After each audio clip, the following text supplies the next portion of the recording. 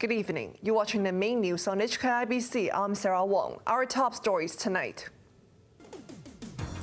Police Chief Raymond Siu and ICAC head Simon Peh are among 170 people ordered into quarantine after birthday party. New legislature's opening is in the balance with several lawmakers in isolation. And RTHK undergoes deep cleaning after a member of staff is found to be preliminary positive. Hong Kong's police chief and the ICAC commissioner are among several high-ranking officials ordered to go into quarantine at Penny's Bay. They were caught up in a birthday celebration scandal in which at least 2 guests had COVID. Wong has the latest. In a major embarrassment for the government, all 170 guests who attended a birthday bash on Monday have been sent to Penny's Bay. Apart from more than a dozen lawmakers, high-ranking officials like Police Chief Raymond Siu and ICAC Commissioner Simon Peh are among those who need to be isolated for up to 21 days. They joined Secretary for Home Affairs Casper Choi, who already packed his bags for the quarantine center last night. Also due for quarantine is Immigration Director Wong, who released a statement offering his sincere apology to the people of Hong Kong. "I have reflected on this incident and shall be more vigilant in the future," he said, adding that he will fully cooperate with quarantine arrangements. This comes just 2 days after Chief Executive Carrie Lam announced some of her most stringent measures yet to curb the Omicron variant. Lam lambasted her senior officials publicly yesterday and said they must bear responsibility for their own behavior. The man at the center of the fiasco, birthday host and Hong Kong delegate to the National People's Congress, Whitman Hung, also released an apology last night. He explained that the Reserva Iberica in Wan Chai, where he held his party, was a Group D eatery. All guests were fully vaccinated and were asked to use the Leave Home Safe app. Many attendees also came and went freely throughout a 5.5-hour period that night, so not all of them were present at the same time. A 37-year-old woman who went to the party was found to be infected, while an RTHK employee tested preliminary positive. Wong, HKIBC. The fallout from the birthday bash at the center of a scandal has extended to the Legislative Council. With 19 lawmakers in quarantine, there are questions whether the new legislature can open next Wednesday as scheduled. Isaac Lee tells us more. Legislative Council President Andrew Leung was somber as he revealed that 19 of the city's 90 lawmakers attended the birthday party, which has caused a political storm. Facing reporters this morning, he named them. 譚岳衡、郭玲麗、陳佩良、陳家佩、葛珮帆、容海恩、黎棟國、何君堯、周文港、洪文、林琳、郭偉強、霍啟剛、林順潮、梁毓偉、陳仲尼、吳傑莊、邱達根、陸浩文。As I mentioned that all members have to be, accountable to the public on their own behavior or their own action. I think for next Wednesday's meeting, unless the COVID situation is becoming uncontrollable, or until when the government decided everybody need to work from home, but obviously I think within the chamber we have enough measure to conduct a meeting. 有所大意嘅，其實都幾遺憾而家。In a phone interview with RTHK this morning, Duncan Chiu admitted that he had been careless and expressed regrets.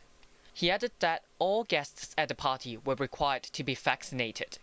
It was learned that lawmaker Junior's home met Hong Kong and Macau Affairs Office Director Xia Baolong in Shenzhen the day after the party. But Leung said Ho had tested negative before meeting Xia. This morning, cleaners disinfected the electrical building in Admiralty and his new office in neighboring CITIC Tower. ICAC Lee, HKIBC. An employee of RTHK's Putonghua session who tested preliminary positive has triggered a deep cleaning operation on Broadcast Drive, but broadcasting services were not affected. Wong has more. Joyce Young, a Putonghua radio host at RTHK, was one of the many movers and shakers who attended Whitman Hung's birthday party on Monday. She had gone to the event with her husband, Daniel Chu, who runs a clinic in Central's Worldwide House. Speaking to iCable News earlier today, Chu said he had returned a negative result, but is prepared to head to Penny's Bay anyway on government orders.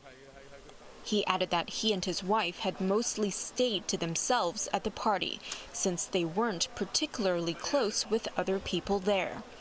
Young was last seen at the RTHK headquarters yesterday morning to present a show.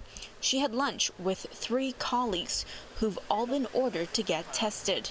The entire building has been scheduled for deep cleaning, and all staff were ordered to clear out early this evening. The government broadcaster said it will maintain its services in Chinese and English.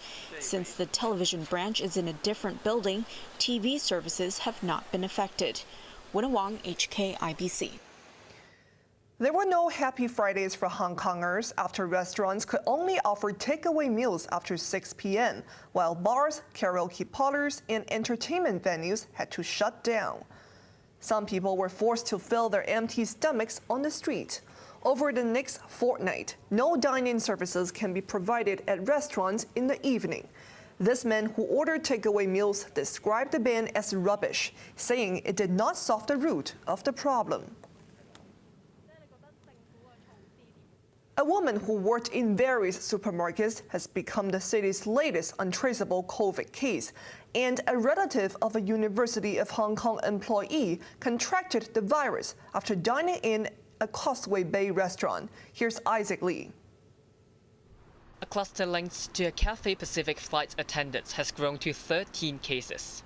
The latest is a 63-year-old man who lives in Apley Chow. He had breakfast in a Chinese restaurant in the Causeway Bay shopping mall on December the 30th.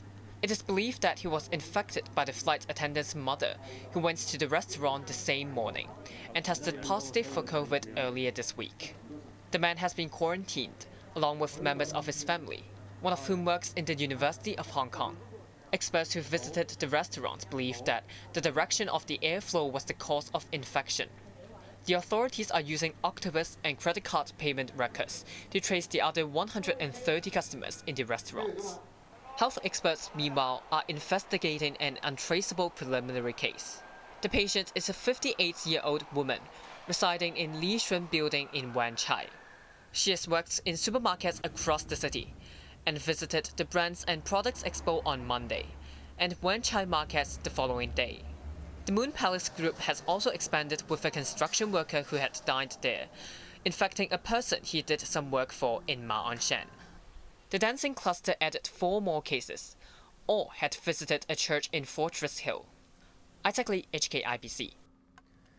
There were 116 new local infections on the mainland yesterday. Hotspot Xi'an City had 57 cases, pushing its Delta tally past 1,900. Health officials apologized for failing to consider people's medical needs after a woman suffered a miscarriage when she was barred from hospital because her COVID test result had expired. Now, an advanced negative result is no longer compulsory for those going to the doctor.